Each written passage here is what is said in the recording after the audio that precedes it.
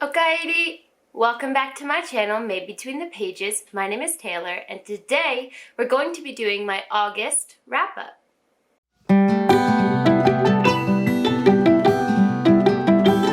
So August was an interesting month for me. If you've seen some of my recent videos, you'll know that I got really sick in the beginning of August. So I wasn't creating content, but I did have more time than usual to read because I was stuck in bed. So I actually read much more this month than I typically would. I ended up reading 18 books, 14 of those being physical and 4 of those being audio. Now, 10 of those 14 were an entire manga series. I ended up binging an entire manga series that I used to love when I was younger while I was sick in bed. So to start off this video, I'm going to start with the manga that I read. So the one manga that was outside of that series that I binge read is actually the one that inspired that binge reading episode, and that is Hanakimi, or Hanazakari no Kimi Tachi e. I have mentioned this multiple times on my channel, and I finally finished the first volume this month. So this is a shoujo manga, which is a very soft romance, and I read it for the first time when I was in high school, and I read it in English. But I decided to pick up the special editions when I saw them cheap at a store here in Japan, and I'm reading them in Japanese the second time through to practice my reading comprehension. This story is a gender bender series. I found this on the web for what is about a girl who this series is a gender bender series about a girl who dresses up as a guy. Check it out. Okay, Siri. Oh, never mind. Okay. This series is a gender bender series about a girl who disguises herself as a guy and goes to an all-boys school in order to be around and support the other main character, who is a famous high jumper. As with almost all shoujo manga, the premise is not very believable, but the characters are wonderful, the romance is slow and delicious, and it gives you a lot of laughs along the way. This is one of the most high-quality gender bender shoujo mangas out there, in my opinion, and at least in the beginning. And I'm really enjoying my reread. So because of how much I was enjoying Hanakimi, I wanted something else light and easy to read when I was dying, basically. So I decided to reread another manga that I read, I think around the same time as Hanakimi, and that is Girl Got Game. So this is another gender bender romance about a girl whose father forces her to disguise herself as a guy in order to be on the men's basketball team in the boys' school that has the most famous team. So basically her father is living vicariously through her and being a fucking horrible father. But that's the premise. And I remember loving this when I was younger. I think I bought the whole 10-book series, and I may have them somewhere, you know, in storage in America still. But reading it through this time, it was, oh, I forgot to mention, sorry, Hanakimi's 5 stars, completely 5 stars for me. And then Girl Got Game ended up being 3 stars. This kind of felt like Hanakimi bootleg version, honestly. It's got the same character dynamics and the same character archetypes, but it's just not done as well.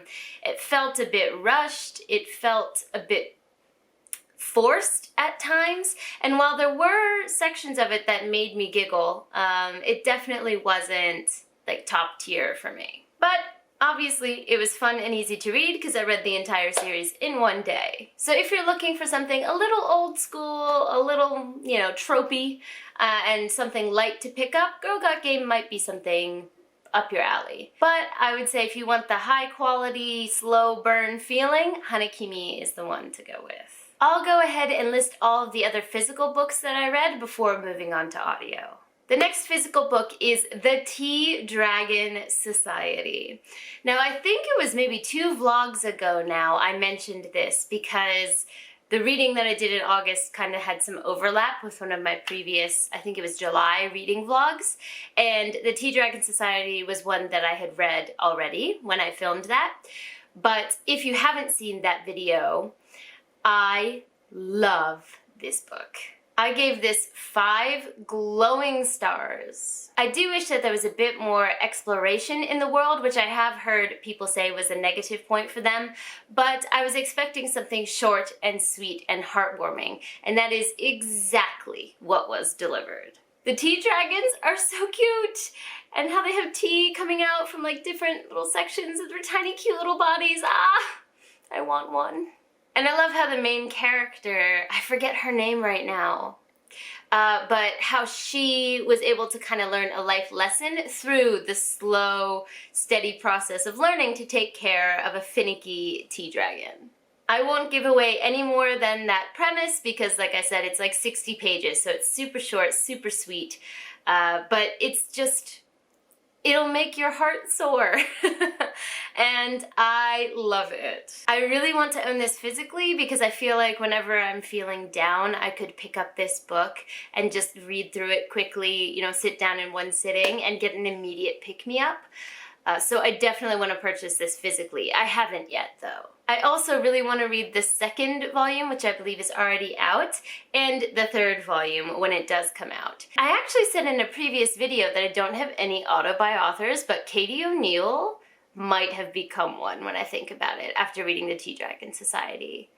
Like, the last couple months have been rough. I think not just for me, but for everyone, and I think we could all use something that's just good. Just simply good. So I really could use that kind of bright spot on my shelf. The next physical book that I finished is very different from the Tea Dragon Society, and that is Red Sister. This book took me a really long time to finish, and it was pretty surprising. It's only, how long is it? 475 pages, which is not long by, you know, epic high fantasy standards. But for some reason, this took me, I think, like 3 weeks, almost a month, to finally finish. I ended up giving this book 4 stars. There were some things that I really liked about it, and some things that just weren't really my favorite, so it kept it from being a 5-star. But I am definitely intrigued, and I plan to pick up the rest of the series. What I did like about it was the female cast of characters is a breath of fresh air, because it's not just thin, skinny women who are stronger than they look and don't actually kill anyone. Early 2000s YA fantasy, I'm looking at you. There are, I believe it's 4, maybe 3, I think it's 4 different classes of magic in this world that we're introduced to, and the women who have this magic match their power in body and in mentality. So there are super strong women who are like giants, which makes sense because their strength is super strength. That was a weird way to say that. You get my point. Our main character, Nona, has super speed, so she's small, she's slight, and it makes sense that she's super fast, right? So the fact that there are multiple types of characters and they all have their own strengths, there's no one catch-all, was really, really refreshing to read. I also like how characters, especially female characters here, are allowed to be angry. Anger is not something that's looked down upon. It's actually seen as something natural in a woman, God forbid. And it's something that's seen as a source of strength, even though it might not be the most stable source of strength. It is something to be harnessed, to be used. I also mentioned before that where I think this book really shines are the little interludes. So the actual, you know, day-to-day life of the main characters kind of dragged for me, I'm not gonna lie.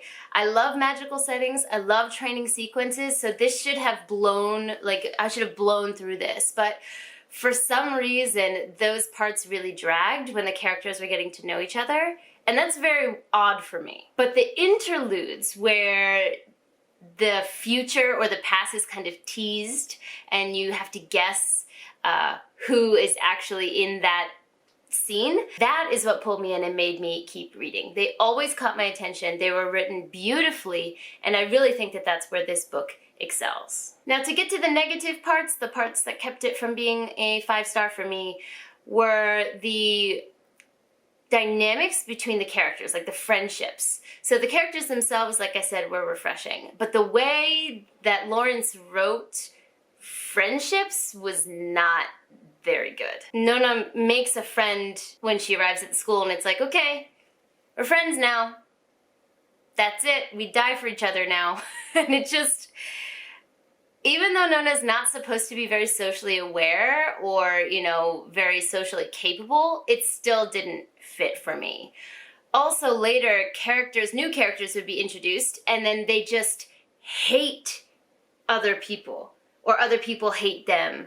And no explanation is given for that. It's not like, oh, a hint that something might have happened in the past and then this leads to these feelings now. It's just like, nope, they enter and they are hated. And the interactions are just awkward because it's like, hey, nice to meet you, I wish you would choke. Like, okay. So because of that, I wasn't really invested in any of the betrayal dynamics between the characters who were friends, because I wasn't invested in their friendship in the first place. So that also leads me to the ending. So the ending twist as to who betrayed who and how this happened, it's not really a spoiler to say that in fantasy someone betrays someone. So how that came about didn't shock me, guessed it a mile away. However, again, the outro of this book caught me. And I am excited to read Grade Sister because the writing was fantastic and left me on a cliffhanger that I'm like, I think my guess was correct from previous, you know, interludes. And I need to see if I was correct in the end. The last physical book I read was Jade City. So I read this on ebook and I immediately bought it, like the physical copy from Book Depository. I'm still waiting for it. I was really hoping that it would arrive before I made this video so I could, you know, hold it up. But for now, we'll put a picture. This book, 5 gajillion bajillion stars. I'm obsessed. If you've seen my reading vlog, I'll link it up above, where I read this book. I was so emotionally invested. I'm still broken from it. And this is definitely going to be one of the top books of the year for me. I'm not going to go into too much detail because I'd like to do its own separate video once the book arrives and I have it physically. I'd like to make a separate review video for it. But just a quick overview is this is kind of a mix between urban fantasy and high fantasy and sci-fi, and it's just all kind of mixed together. It's its own new thing, and I love it. This takes place in a sprawling city where gangs are the top dogs. They run the entire city. And our main characters are from the clan No Peak, and their rival clan is called the Mountain. We follow 3 main characters who are all siblings. The first one is the oldest brother, Lan, who is the head of No Peak. The second one is the younger brother named Hilo, who is kind of the strongman or the enforcer for No Peak. And then the third one is a sister named Shay, and she is just coming back when we meet her from overseas. The family dynamics in this book are just top notch. Super believable sibling dynamics. The way that the characters get on each other's nerves and push each other's buttons, but at the base still really love each other is done so well, and it's so believable. If you know me, I am a character-based reader. If I love your characters, you will be able to bring me into your story and into your plot. And I feel like these characters are real. Like, some things happen in this book. I'm trying to keep this spoiler-free, but some of the things that happened in this book destroyed me. And we know as readers, like, if a book destroys you, it's a good thing. So in this world that these characters live in, Jade is the base for the magic system. I don't know if I would call it a magic system.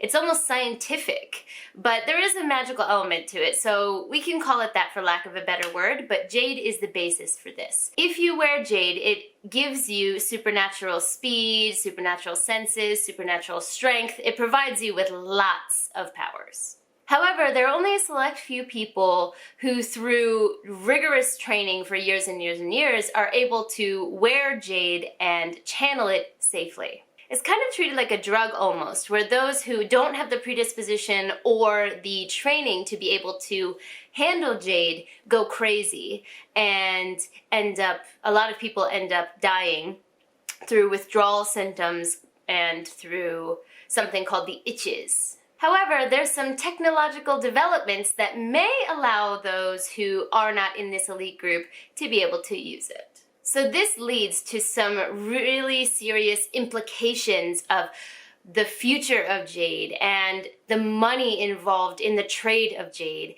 And that leads me into the politics of this book. The politics are fantastic. They're devious, they're backstabby, they're nuanced, and I was genuinely surprised by some things that happened in the political sphere of this world. I said I wasn't going to go on for too long, and here I am, rambling for like 10 minutes about this book. So the last thing that I'm going to say is, for those of you who don't know, I live in Japan, and I love and adore Asian culture, mythology, and history. Obviously, I am not Asian myself, but my fiance is Japanese, and I have the privilege of having many friends who are from other Asian cultures. And the representation in this book, as it pertains to my experience from living in Asia, is top notch. It's subtle, it's flawlessly integrated, nothing seems out of place, and there were so many little moments where I was like, oh, I recognize that, I recognize that, this was done so well. And I'll go into that more in my, review where I break down those aspects, but that part of this book was so enjoyable for me. It was like little well-placed Easter eggs. I'm gonna shut up about this book now, but look forward to a full review on my channel in the future. Now I'm gonna go through the 4 audiobooks that I read in August. The first audiobook was The Only Good Indians. This was an audiobook that I read as a group read. That's not what we say on the internet. A buddy read that was organized by Deidre over on Shade Tree Reads. We didn't do a live show for this in the end, but we did end up having a kind of private group chat to share our thoughts and get some ideas from others who had read it. I ended up giving this book 3 stars, which I think is due to quite a few different factors. The first one is that I don't usually read horror, especially like atmospheric horror. It's something I'd like to get more into, but 1, I'm kind of a baby. And 2, I have a really hard time connecting to things that seem like magical things inserted into a mundane world, but with no complete explanation of the magical things. Does that make sense? So a lot of people like to be kept wondering, oh, was that truly magic? Was that person really imagining these things, or was it really real? And for me, that kind of uncertainty just leaves me feeling kind of meh, like, was it real or not? And while that aspect of this book was done really, really well, I think, it's just not a match for me. So that ended up taking off a star for me. The other aspect is, I think audiobook wasn't the way to go for this book for me. I love listening to thrillers as audiobooks, so I thought with an atmospheric horror that would be the way to go, and the narrator was fine. But I found it very confusing, and I had to rewind more than once to kind of figure out, wait, what just happened? Because there were several scenes where things happened like bam, bam, bam, bam. And I wish I had read it physically, because I think I would have been able to grasp some of the nuances better in those, everything is happening kind of scenes.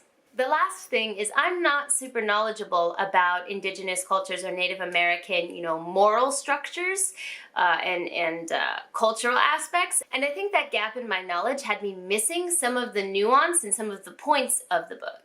I'll be sure to link some own voices reviewers down below. Some of the Goodreads reviews that I've read have been own voices, and that's kind of helped me see fill in some of those gaps. But when I was reading the book, I do think that that aspect of the book was a little bit lost on me. The premise of this book is about a group of 4 friends who did something morally questionable when they were younger. And it's about that action coming to haunt them later.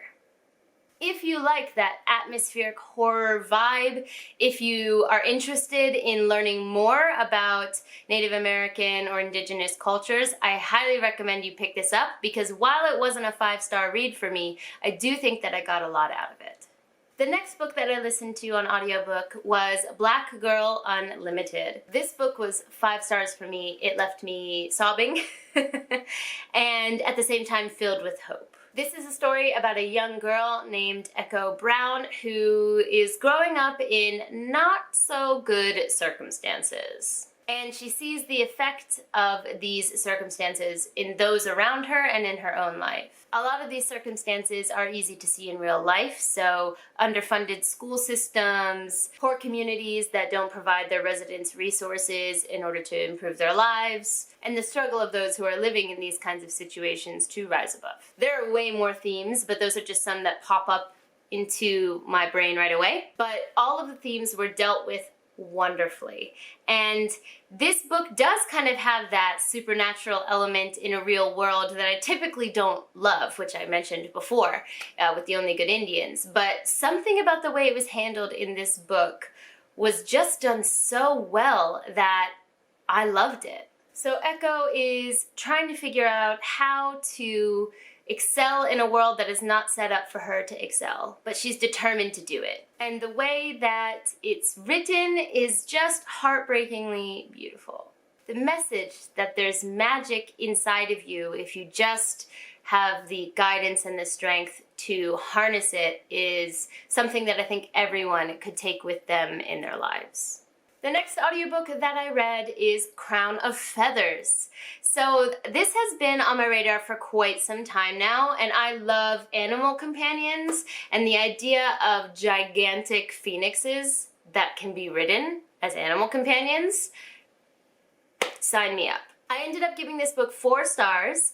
I really enjoyed it overall. Some of the twists in the book weren't hard to, figure out, but some of them really did get me. The final one at the end, I was like, oh, okay. So that twist really has me wanting to read the next book. But for this book, the reason it wasn't 5 stars for me is, I guess, I have no issue with YA, but I haven't read YA in quite some time. And I think the development of character relationships just happens much quicker than I'm used to now, especially in adult fantasy. So even though I knew character A and character B were supposed to be, they were supposed to be the get together by the end, the process of getting there was kind of like, whoa, okay, we're there. And I think I'm just not used to that anymore. But the lore of the world and the premise was very well carried out. Definitely interested in the next book. I'm focusing on reading sequels this month currently, but I'm not sure that this one's high enough on that sequels list to be read this month, but I do hope to read it by the end of the year. Okay, the final book that I read this month via audiobook was The Last Namsara. So I've heard people say they don't like this cover, but I love it. And it's kind of pulled me in ever since I first saw it. And I've really been intrigued by it because I knew that it had dragons. And that's a huge pull for me in fantasy. Plus, it's always been recommended to me on like every, advertisement thing on the side of a website, like ever. I ended up giving this book 3 stars. The writing was very lyrical and very beautiful. And there was a huge aspect of this book that had to do with storytelling and the power of words. And I loved reading about that. One of my majors in university was linguistics. And I'm a nerd for language. So when you have a book that talks about and explores the idea of the power of language, you got me interested. While that aspect was done really well, the world building and the society that we're in were not developed so well. I don't really have an image of what this place looks like in my head, even now. And I don't really have an image of the city that this was supposed to have taken place in. So while I loved the premise and the storyline aspects of it, the setting of that story was really one big blob for me, and it made it really hard to dive headfirst into this story. So this book is about a girl named... Wow, I can't remember anyone's name today. You know the drill, it'll be up here. And in the beginning of this story, she is a dragon hunter, and she has hundreds of dragons, under her belt. She is the princess of this kingdom, town.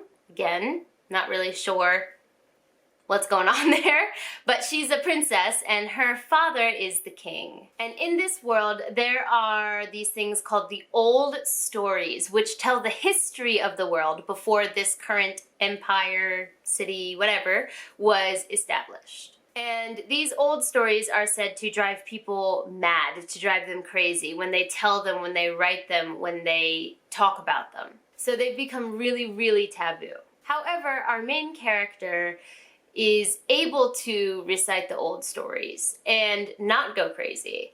And these stories are how she draws dragons to her, because when they hear the old stories, they can't help but be drawn to the speaker. So she draws them to herself and then kills them. It's a story about how words have so much power and things are not always exactly what they seem. That concludes my August wrap-up. Let me know in the comments down below, have you read any of these books yourself? What do you think? What was your star rating?